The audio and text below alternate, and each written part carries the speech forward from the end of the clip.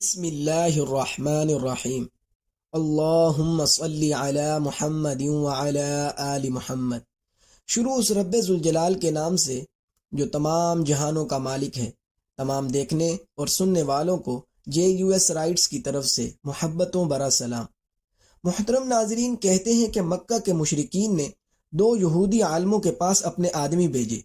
یہ یہودی عالم مدینہ میں رہتے تھے۔ دونوں قاصدوں نے یہودی عالموں سے ملاقات کی اور ان سے کہا کہ ہم آپ کے پاس اپنا ایک معاملہ لے کر آئے ہیں۔ ہم لوگوں میں ایک یتیم لڑکا ہے، اس کا دعویٰ ہے کہ وہ اللہ کا رسول ہے۔ یہ سن کر یہودی عالم بولے، ہمیں اس کا حلیہ بتاؤ۔ قاصدوں نے نبی کریم صلی اللہ علیہ وسلم کا حلیہ بتا دیا۔ تب انہوں نے پوچھا، تم لوگوں میں سے کن لوگوں نے ان کی پیروی کی ہے؟ انہوں نے جواب دیا، کم درجے کے لوگوں نے۔ اب انہوں نے کہا، تم جا کر ان سے 3 سوال کرو۔ اگر انہوں نے ان 3 سوالات کے جواب دے دیے تو وہ اللہ کے نبی ہیں، اور اگر جوابات نہ دے سکے تو پھر سمجھ لینا وہ کوئی جھوٹا شخص ہے۔ پہلے ان سے ان نوجوانوں کے بارے میں سوال کرنا جو پچھلے زمانے میں کہیں نکل گئے تھے، یعنی اصحاب کہف کے بارے میں پوچھنا کہ ان کا واقعہ کیا تھا، اس لیے کہ ان کا واقعہ نہایت عجیب و غریب ہے۔ ہماری پرانی کتابوں کے علاوہ اس واقعے کا ذکر کہیں نہیں ملے گا۔ اگر وہ نبی ہیں تو اللہ تعالیٰ کی طرف سے خبر پا کر ان کے بارے میں بتا دیں گے، ورنہ نہیں بتا سکیں گے۔ پھر ان سے یہ پوچھنا کہ اسکندر ذوالقرنین کون تھا، اس کا کیا قصہ ہے۔ پھر ان سے روح کے بارے میں پوچھنا کہ وہ کیا چیز ہے۔ اگر انہوں نے پہلے دونوں سوالوں کا جواب دے دیا اور ان کا واقعہ بتا دیا اور تیسرے سوال یعنی روح کے بارے میں بھی بتا دیا تو تم لوگ سمجھ لینا کہ وہ سچے نبی ہیں۔ اس صورت میں تم ان کی پیروی کرنا۔ پیارے دوستو، قریش مکہ کے بھیجے ہوئے لوگ مذکورہ 3 سوالات لے کر واپس مکہ آئے اور قریش سے کہا کہ ہم ایسی چیز لے کر آئے ہیں کہ اس سے ہمارے اور محمد کے درمیان فیصلہ ہو جائے گا۔ دوستو، کہتے ہیں کہ اس کے بعد انہوں نے ان سب کو تفصیل سنائی۔ اب یہ مشرکین حضور نبی کریم صلی اللہ علیہ وسلم کے پاس آئے۔ انہوں نے آپ سے کہا، اے محمد، اگر آپ اللہ کے سچے رسول ہیں تو ہمارے 3 سوالات کے جوابات دے دیں۔ ہمارا پہلا سوال یہ ہے کہ اصحاب کہف کون تھے، دوسرا سوال یہ ہے کہ ذوالقرنین کون تھے، اور تیسرا سوال یہ ہے کہ روح کیا چیز ہے۔ کہتے ہیں کہ آپ صلی اللہ علیہ وسلم نے ان کے سوالات سن کر فرمایا، میں ان سوالات کے جوابات تمہیں کل دوں گا۔ نبی اکرم صلی اللہ علیہ وسلم نے اس جملے میں انشاءاللہ نہ فرمایا، یعنی یہ نہ فرمایا کہ انشاءاللہ میں تمہیں کل جواب دوں گا۔ قریش آپ کا جواب سن کر واپس چلے گئے۔ حضور اکرم صلی اللہ علیہ وسلم وحی کا انتظار کرنے لگے، لیکن وحی نہ آئے۔ دوسرے دن وہ لوگ آ گئے۔ اب انہیں کوئی جواب نہ دے سکے۔ وہ لوگ لگے باتیں کرنے۔ انہوں نے یہ تک کہہ دیا کہ محمد کے رب نے انہیں چھوڑ دیا۔ ان لوگوں میں ابو لہب کی بیوی جمیل بھی تھی۔ اس نے یہ الفاظ بھی کہے کہ میں دیکھتی ہوں کہ تمہارے مالک نے تمہیں چھوڑ دیا ہے اور تم سے ناراض ہو گیا ہے۔ محترم ناظرین، نبی اکرم صلی اللہ علیہ وسلم کو قریش کی باتیں بہت شاق گزریں۔ آپ بہت پریشان اور غمگین ہو گئے۔ آخر جبرائیل علیہ السلام سورہ کہف لے کر نازل ہوئے۔ اللہ تعالیٰ کی طرف سے آپ کو ہدایت کی گئی اور آپ کسی کام کی نسبت یوں نہ کہا کیجئے کہ اس کو کل کر دوں گا، مگر اللہ کے چاہنے کو ملا لیا کریں، یعنی انشاءاللہ کہا کریں۔ آپ بھول جائیں تو اپنے رب کا ذکر کیا کیجئے اور کہہ دیجئے کہ مجھے امید ہے میرا رب مجھے نبوت کی دلیل بننے کے اعتبار سے اس سے بھی زیادہ نزدیک تر بات بتائے گا۔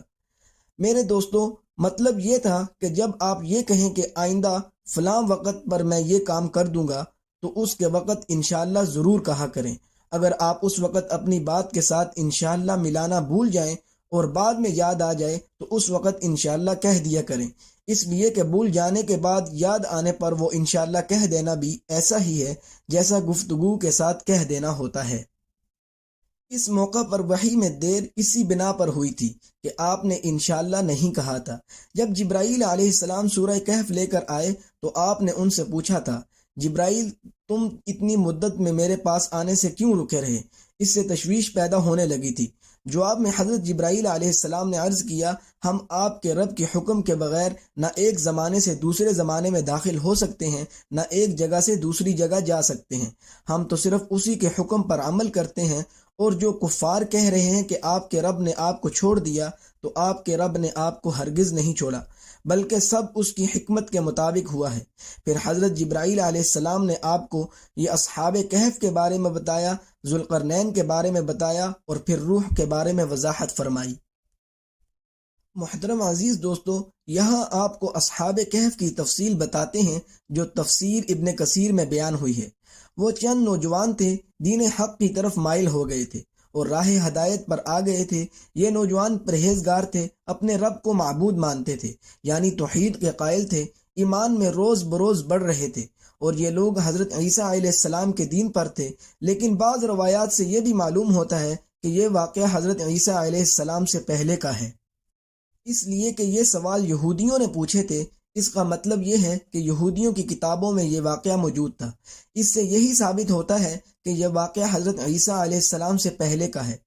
کہتے ہیں قوم نے ان کی مخالفت کی، ان لوگوں نے صبر کیا۔ اس زمانے کے بادشاہ کا نام دقیانوس تھا، وہ مشرک تھا، اس نے سب کو شرک پر لگا رکھا تھا بھی بہت ظالم، بت پرستی کراتا تھا۔ وہاں سالانہ میلہ لگتا تھا۔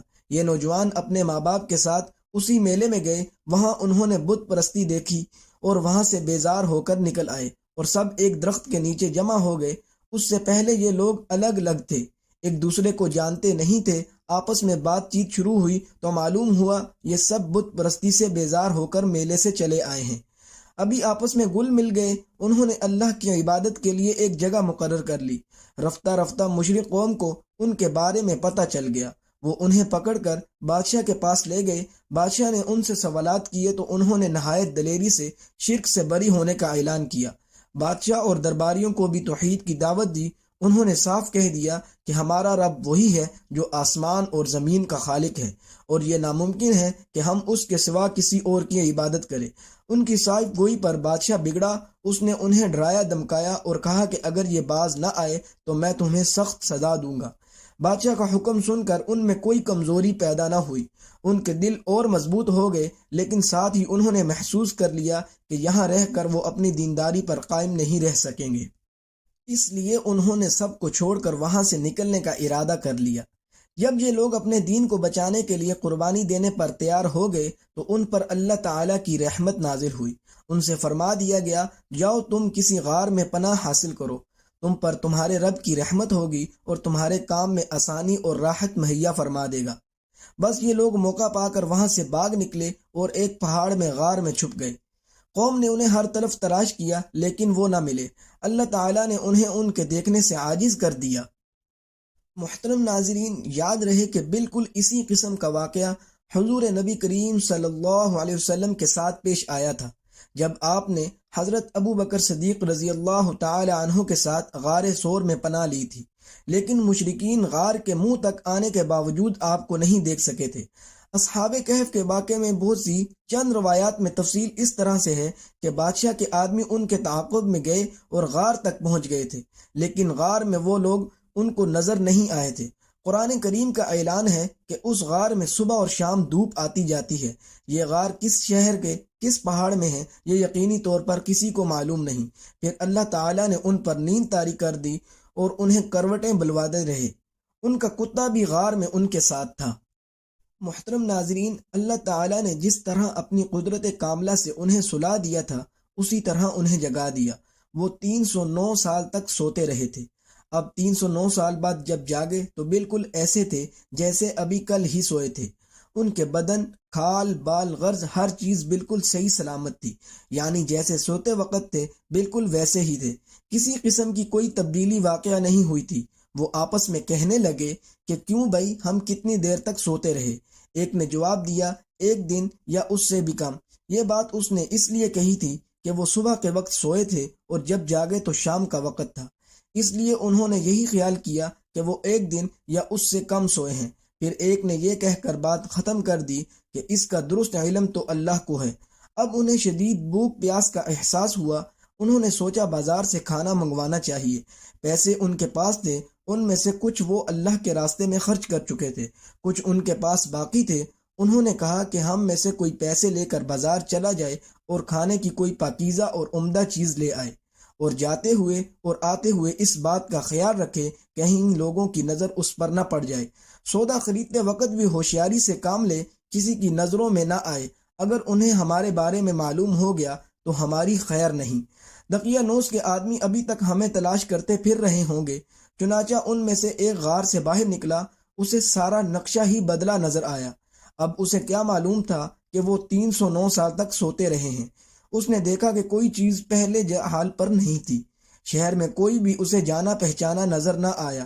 یہ حیران تھا، پریشان تھا اور ڈرے ڈرے انداز میں آگے بڑھ رہا تھا۔ اس کا دماغ چکرا رہا تھا، سوچ رہا تھا کہ کل شام کو ہم اس شہر کو چھوڑ کر بھاگے تھے، اب پھر اچانک یہ کیا ہو گیا۔ جب زیادہ پریشان ہوا تو اس نے اپنے دل میں فیصلہ کیا کہ مجھے جلد از جلد سودا لے کر اپنے ساتھیوں کے پاس پہنچ جانا چاہیے۔ آخر وہ ایک دکان پر پہنچا، دکاندار کو پیسے دیے اور کھانے پینے کا سامان طلب کیا۔ دکاندار اس سکے کو دیکھ کر حیرت زدہ رہ گیا۔ اس نے اسی کے ساتھ والے دکان والے کو دکھایا اور بولا، بھائی ذرا دیکھنا یہ سکہ کس زمانے کا ہے۔ اس نے دوسرے کو دیا۔ اس طرح سکہ کئی ہاتھوں میں گم گیا۔ کئی آدمی وہاں جمع ہو گئے۔ آخر انہوں نے اس سے پوچھا، تم یہ سکہ کہاں سے لائے ہو؟ تم کس ملک کے رہنے والے ہو؟ جواب میں اس نے کہا، میں اسی شہر کا رہنے والا ہوں، کل شام ہی کو تو میں یہاں سے گیا ہوں، یہاں کا بادشاہ دقیانوس ہے۔ وہ سب اس کی باتیں سن کر ہنس پڑے اور بولے، یہ تو کوئی پاگل ہے، اسے پکڑ کر بادشاہ کے پاس بھیجو۔ آخر اسے بادشاہ کے سامنے پیش کیا گیا۔ وہاں اس سے سوالات ہوئے تو اس نے تمام حال قیس سنایا۔ بادشاہ اور سب لوگ اس کی کہانی سن کر حیرت زدہ رہ گئے۔ آخر انہوں نے کہا، اچھا ٹھیک ہے، تم ہمیں اپنے ساتھیوں کے پاس لے چلو، وہ غار ہمیں بھی دکھاؤ۔ چنانچہ سب لوگ اس کے ساتھ غار کی طرف روانہ ہوئے۔ ان نوجوانوں سے ملے اور انہیں بتایا کہ دقیانوس کی بادشاہت ختم ہوئے 3 صدیاں بیت چکی ہیں اور اب یہاں اللہ کے نیک بندوں کی حکومت ہے۔ بہرحال دوستو، کہتے ہیں کہ ان نوجوانوں نے اپنی بقیہ زندگی اسی غار میں گزاری اور وہیں وفات پائی۔ بعد میں لوگوں نے ان کے اعزاز کے طور پر پہاڑ کی بلندی پر ایک مسجد تعمیر کی تھی۔ ایک روایت یہ بھی ہے کہ جب شہر جانے والا شخص لوگوں کو لے کر غار کے قریب پہنچا تو اس نے کہا، تم لوگ یہیں ٹھہرو، میں جا کر انہیں خبر کر دوں۔ اب یہ ان سے الگ ہو کر غار میں داخل ہو گیا۔ ساتھ ہی اللہ تعالیٰ نے ان پر پھر نیند طاری کر دی۔ بادشاہ اور اس کے ساتھی اسے تلاش کرتے رہ گئے، نہ وہ ملا اور نہ ہی وہ غار انہیں نظر آیا۔ اللہ تعالیٰ نے ان کی نظروں سے غار کو اور ان سب کو چھپا دیا۔ ان کے بارے میں لوگ خیال ظاہر کرتے ہیں کہ وہ 7 تھے اور 8واں ان کا کتا تھا، یا وہ 9 تھے، 10واں ان کا کتا تھا۔ بہرحال دوستو، ان کی گنتی کا صحیح علم اللہ ہی کو ہے۔ اللہ تعالیٰ نے اپنے نبی کریم صلی اللہ علیہ وسلم سے ارشاد فرمایا، ان کے بارے میں زیادہ بحث نہ کریں اور نہ ان کے بارے میں کسی سے دریافت کریں، کیونکہ ان کے بارے میں لوگ اپنی طرف سے باتیں کرتے ہیں، کوئی صحیح دلیل ان کے پاس نہیں۔ معلوم ہوا کہ تعداد پر زیادہ بحث نہیں کرنی چاہیے۔ محترم ناظرین، دوسرے اور تیسرے سوال کا جواب ہم آپ کو اپنی اگلی ویڈیو میں بتائیں گے، لہٰذا اگلی ویڈیو کو بھی ضرور دیکھیے گا۔ دوستو، یہ تھی ہماری آج کی ویڈیو۔ ہم امید کرتے ہیں کہ آپ کو ہماری آج کی یہ ویڈیو ضرور پسند آئی ہوگی۔ اگر آپ کو آج کی ویڈیو پسند آئی ہے تو سب سے پہلے اس کو لائک کریں اور اپنی رائے کا اظہار کمنٹ سیکشن میں لازمی کریں اور ہمارے چینل کو سبسکرائب کر دیں۔ اللہ تعالیٰ آپ کو اپنی حفظ و امان میں رکھے، آمین یا رب العالمین۔